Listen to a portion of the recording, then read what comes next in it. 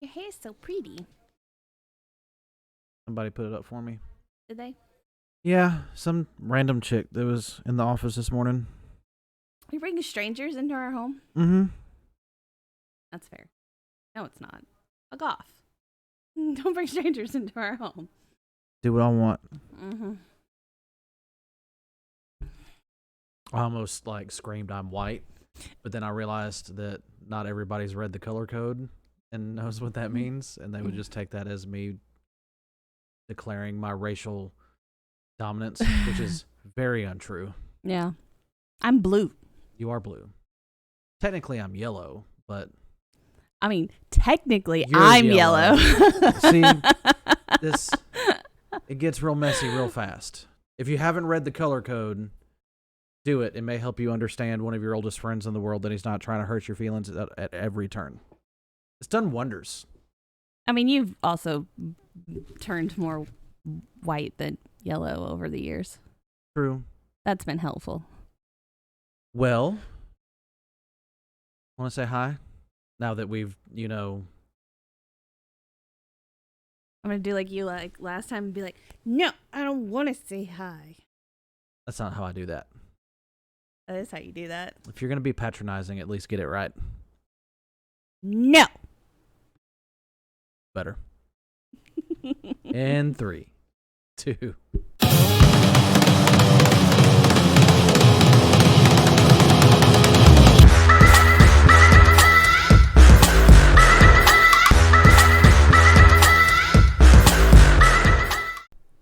Hi. I'm Hawk. And I'm Hartlee. And we are here to discuss Villains. We doing another one in our 5v5. That's right. We're going to duke it out. We're gonna duke it out. And you've invaded my list. I'm not a villain. Not you. Your influence has invaded my list. Technically, we can blame one. Never mind. Spoiler. But I have an honorable mention. Do you have an honorable mention? I have an honorable mention. These are just freebies. We're not going to make you, the audience, choose. But it's really because we can't follow our own rules. Nope. Do you know that we've done this like every single 5v5? We have honorable mentions or extras to add on. Who's yours? My number 5. Your honorable mention. Oh, my honorable mention is John Doe from 7. Okay. It's a good one. Because he's so clever and the way that it, I mean, technically the writer's clever. Because the way that it, it's set up from the beginning that you have to complete all of the sins. And he knew from the beginning how he was going to play out the last 2. Yeah. It's good stuff. Yeah. I mean, it's terrible. Horrifying. It's a villain. Stuff, but good villain. But I mean, he's not an antagonist. He's not an anti-hero. He is a pure psychopathic, sociopathic, murdering, crazy person. Yeah. But he's clever and I appreciate it.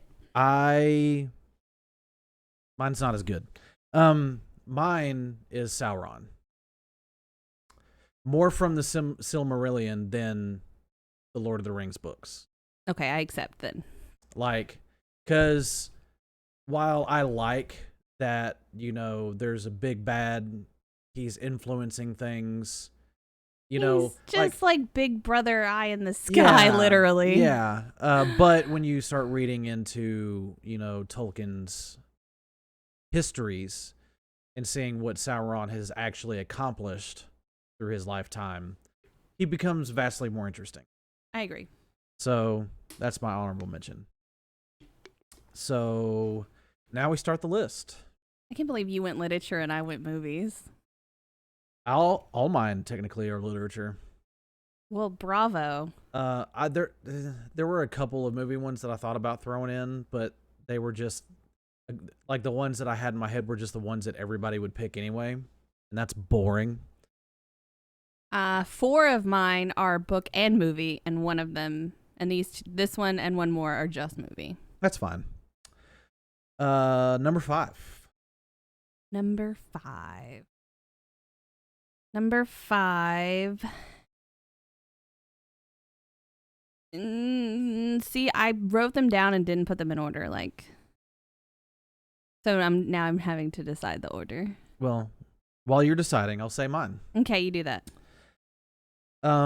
This one comes from a book I read when I was in elementary school. Okay. Hank the Cow Dog? Nope. Agatha Trunchbull. Oh. Because when you're a kid, she's about as villainous as you get. Yeah. You know? Like, not Disney movie villain, not fairy tale villain, Just like someone that could actually exist and cause children just untold levels of hell. Agatha MF and Trunchbull. I'm big, you're little. I'm smart, you're dumb. Yeah. Agatha Trunchbull. Matilda ain't about that shit. She gonna mess you up, woman. All right. Well, then I'll just go and get my movie one out of the way. So my number 5 is Colonel Hans Lando from Hans Landa. Yeah. Wunderbar. But it's because he has like a certain je ne sais quoi about him. He's completely horrible, but like just he has a refinement and a cleverness to his. Oh yeah, like he's easy to be suckered in by. Yeah. And he plays Like especially that first scene where he comes in and you're like, are you kind? Are you not? Yeah. Like, you know, like you almost don't know for half a second. Think about a person in our book. Mm-hmm. Mm-hmm. There's some cues there. Yeah. There's some cues there in my mind. I picked them up. Okay. That's a good one. Hans Landa. Yeah. And he's just played to perfection by insert his name here because I can't remember it right now. Yeah, I can't remember either. Christoph. I'll look it up and link it below. Christoph. I'll put like a little caption because All right. This is where you put it. Yep. Where you put it. You ready? Yeah. Christoph. That's where it goes. Okay. All right. All right. So, Hans Landa versus Agatha Trunchbull. Yeah. I honestly think Agatha could actually physically kick the shit out of Hans Landa. Probably.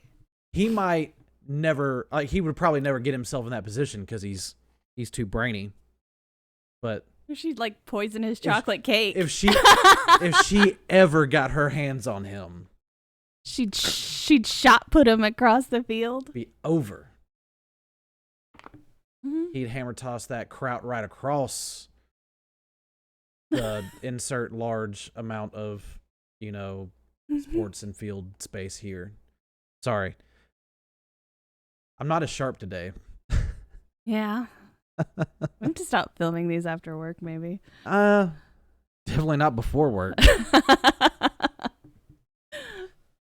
Anyway, so hit me with your number 4. My number 4 Mm-hmm.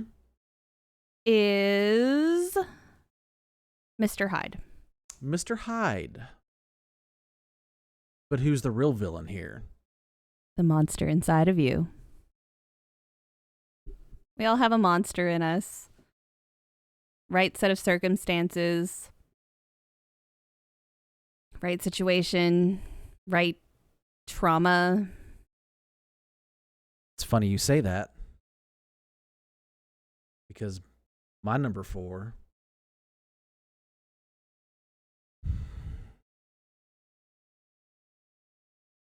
is Heathcliff. What the fuck? Is he a... He's a villain. He's a villain. Okay. Not movie, book. No, I'm not... You may be able to understand why he's a villain. I was just trying to decide if he's really a villain or just an antagonist. No.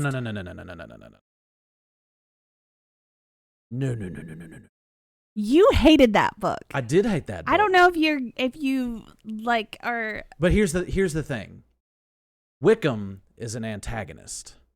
Heathcliff is a villain. Heathcliff knows he's a villain. He knows what he's doing. He's not just Wickham, but he knows. He is very intentionally setting out to destroy lives. He's a villain. All right. And again, I had that argument with myself. Like, just so you know that, like, I don't just hate him that much that he's automatically a villain in my brain. I had that argument. Like, is he? I was like, you know what? He is. It's not my way's better. You know, it's not, I'm gonna oppose you. It's not, I'm, chaotic neutral, and I'm just gonna throw a monkey wrench into shit every time you turn around. I am literally setting out to destroy all these lives. I mean, so then what is Kathy? A villain.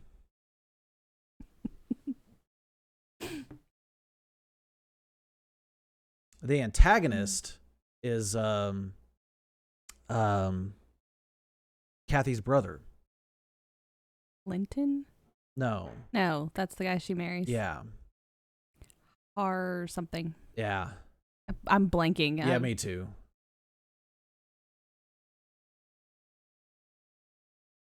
The indifferent.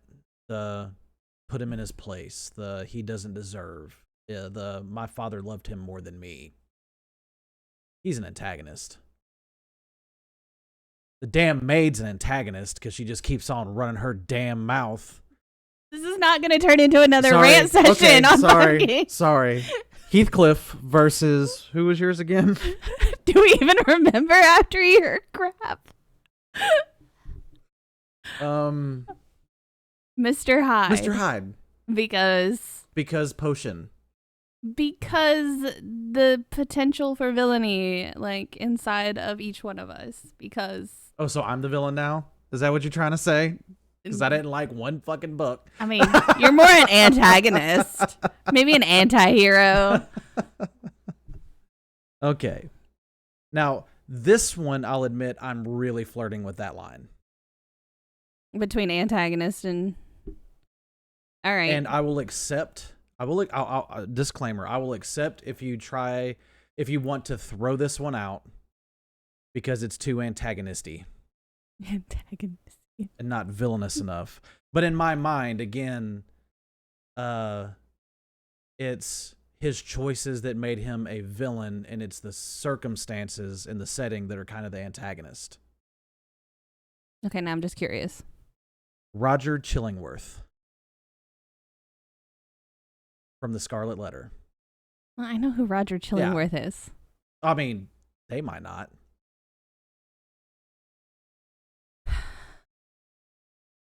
Like I said, the circumstances are Puritan New England, right? Mm-hmm. This woman did a thing. He's a cuckolded husband. Here's where he starts down the path of villainy. Because it's real soft at first. Yeah. He chooses not to say anything. To let her live in her shame. Mm-hmm. Which, okay, whatever. Yeah. Conflict, keep the book going. But then he starts choosing to ruin lives.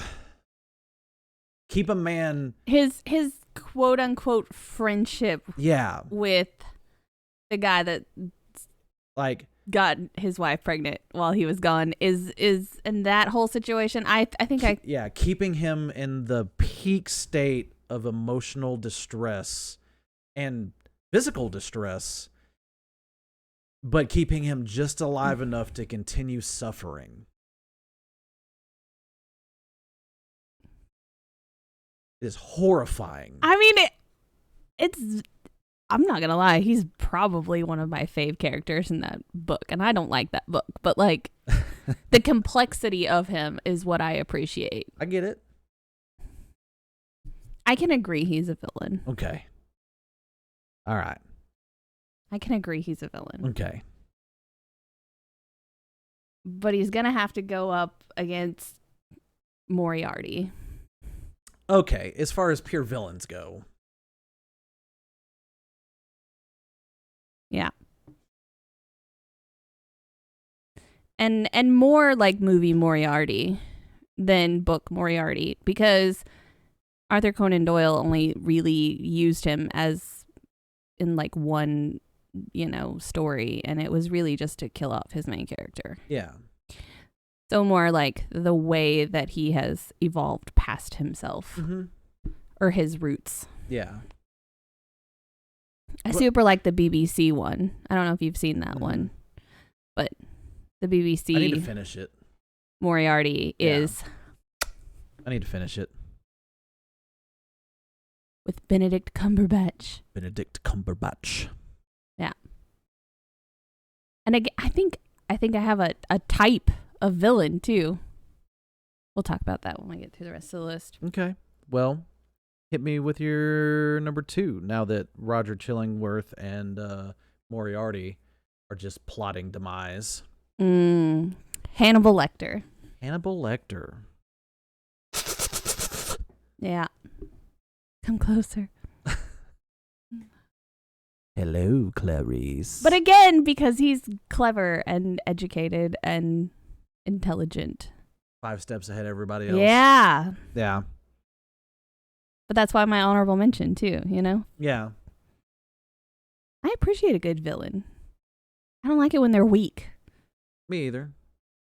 Like, if you're going to be the best, you have to beat the best. So, like, the hero has to go up against someone who's actually a challenge for me to... I'm not going to lie. You said those words and the song from Never Back Down burst into my brain. Yep. Back off, I'll take you on. Headstrong by Trapped. Remembered. Anyway. Okay. Okay. Who's Hannibal Lecter going against? Because I'll eat you with some fava beans and a fine Chianti. I just wanted to say that. Mine is one of the most hated literary figures of our generation. He who shall not be named. Negative. He's pretty hated. Hated literary figures. Voldemort is disliked compared to the hatred this woman receives. And I am, of course, talking about Dolores Umbridge. That bitch. Oh, see?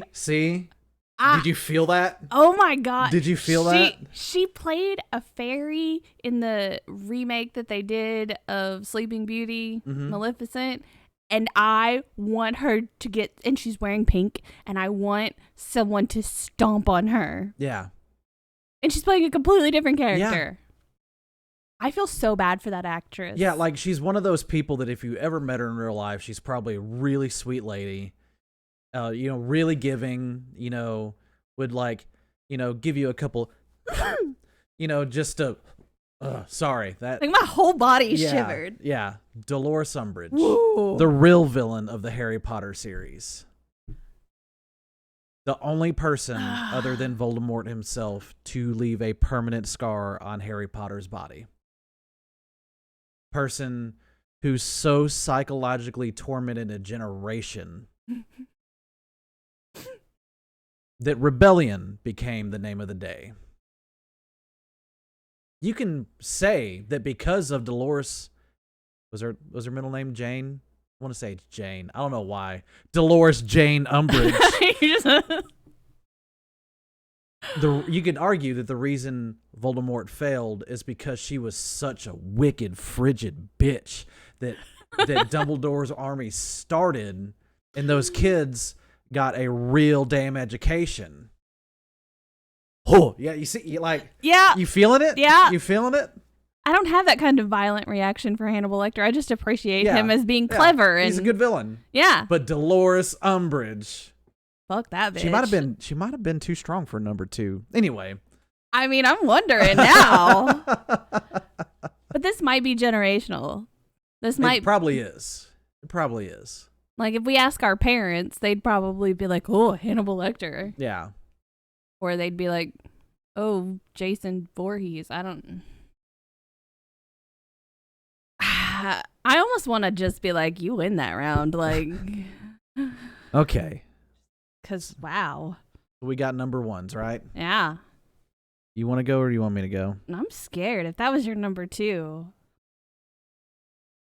I don't think you'll appreciate number 1 as much as I do yet. Okay, well, you go first, because mine's kind of the cherry on the top of the list. Mine is from The Wheel of Time, and it's not the dark one. Yeah, you're far enough to know that. It is Shamael, the betrayer of hope. The guy that you're introduced to, the second character you're introduced to in The Eye of the World, Mm-hmm. and the guy who is the architect for the story that you were reading.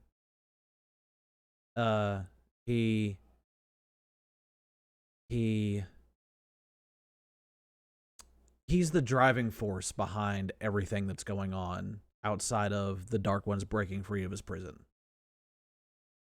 And I can't say much more than that. Because spoilers. But those of you that have read The Wheel of Time probably going to still yell at me that he's higher than Dolores Umbridge. But as far as a 1, intelligent character, 2, well thought out character, 3, well executed character in a large arc, I can't think of one. See, I thought you were going to pick Podon Fane. Because he's a really good villain, he's too. A good villain. Like, he almost made my list. He's a good villain. And there are some characters from some Sanderson books that I thought about including. But again, like, hardcore spoilers, and I really don't want to ruin some of those reveals. Yeah. Because they're just bigger. And not all of them have completely come to fruition yet. Because book 4 kind of left us in a loop, Brandon. Brandon. Say Brandon like you say Wickham. Brandon. Yeah, there. See, now you've let him have it. Yeah. You just want to go ahead. I'm going to need 5, like, now. I know that's asking a lot. You're busy. I'm sorry. I apologize. I'll sit back down. Why don't you just go ahead and tell Rothfuss to hurry up with that other book while you're at it? He knows. He knows. He knows. I'm not going to beat that dead horse. The whole internet told him. Well, if you get part of its coat wet, it won't be completely black. That's a joke you don't get. But there's someone who's read the Kingkiller Chronicles out there that's just like, ha! I know what he's talking about. Not that you could tell through the blood, viscera, but, you know. What's your number 1? Wow! So, speaking of visceral reactions, the way that we just, like, shuddered when you said Umbridge's name. Mm-hmm. So, my number 1 is Annie Wilkins from Misery. And that one might be personal because we're authors. It hits a little too close to home. Yeah, just a little. It's a little too close to home. And every time someone uses the phrase, like, I'm going to tie you to a bed in misery, your ass, like, it's just, I can't get there. Like, I shoot when that happens. Yeah. Like, I'm going to tie you to the bed in misery. That was a life-threatening remark you just made. That's right. Oh, hey. You know what you shouldn't do? Knock your mic off? Strike your mic. I'm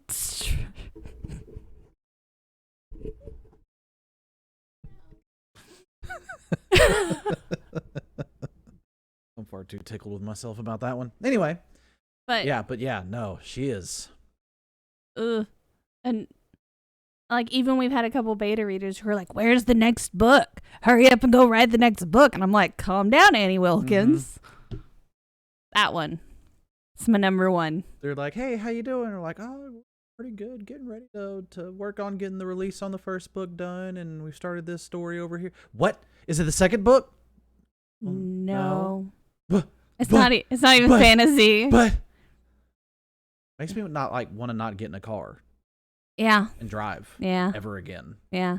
Stairs make me nervous. Mm-hmm. And I go up and down them every day.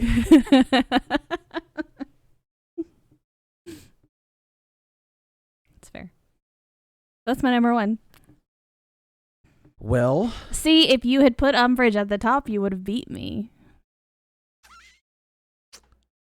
Well, that's the nice thing about these lists is they get to be personal. And while I feel personally attacked by you putting Umbridge on a list. Like, Umbridge... For me to talk about, because fuck that bitch. Umbridge was really, really bad for a book. You know? Mm-hmm. And, like, she did get her teeth taken out. By centaurs. Yeah. But, no, you're not. You got 2 empty halves of coconuts and you're banging them together. Anyway, so that's why that was part of the reason why I couldn't put her higher. You know? Like, she does, in my mind, outweigh the big bad of the book series because, one, he couldn't take over a high school. And 2, you wouldn't want him to plan anything because it's just going to blow up in his face. Yeah. Because he doesn't understand the most wonderful magic in the world. Love. Is that what that is? Did we read the same book? Anyway. So, I get a visceral reaction to every single one of those. For me. Like, Agatha, Heathcliff, Chillingworth, Ishamael. The only one that gets me off your list is Umbridge. And maybe Dolores. Umbridge and maybe Dolores? Maybe. No, I meant... Are they 2 separate people now? Yes. Trunchbull. Well, it is for you to decide, people. But no, did you notice the pattern in my list, though, now that we're at the end? British, well-dressed, intelligent. Yeah. I imagine in your brain they're not gorgeous, but classically handsome. Yeah. But completely sociopathic. So, like, you know, not a good guy. Are you trying to convince me or yourself? The line gets blurry sometimes. Not the guy you'd want to introduce to your mom, but he smells like leather-bound books. And I meant the line gets blurry between trying to convince and pipe you, smoke. trying to convince you, and trying to convince myself. Sometimes is a blurry line. Not that the villain line is blurry. No, I don't fall for villains, just antagonists and anti-heroes. And morally gray characters. Okay. And on that note... Not the true sociopaths on this list. Yeah, well, y'all decide who's better. Well, number-wise, go up. Start down here. But until next time, keep reading. Oh. No, that's... Hey, Mom. I want to introduce you to my new beau. His name's James Moriarty. He's a doctor.